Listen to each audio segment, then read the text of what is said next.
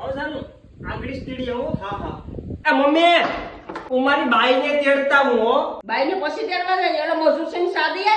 સા દેવા હું નહીં જાય કોઈ બીજાને મોકલું ને મારી બાઈ પૈસા તૈયાર રાખ્યા. પૈસા વાળું સામાની સામાન સાદી હે ને દાંત પર નાખી.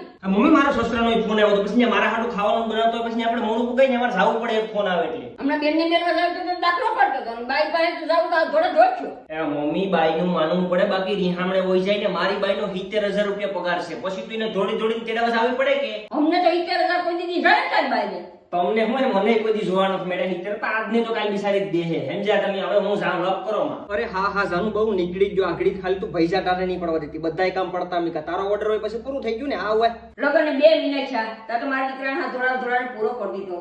હાવ લોહી પી ગઈ. અરે જાનું નીકળી ગયો હવે મોટરસાઇકલ હાકી નહીં ઉડાડી 200 ની સ્પીડે ખાલી તું હે ને પપ્પાજીને શાંત પાડ દે બસ એને કે જમાઈ નીકળી જ ગયા.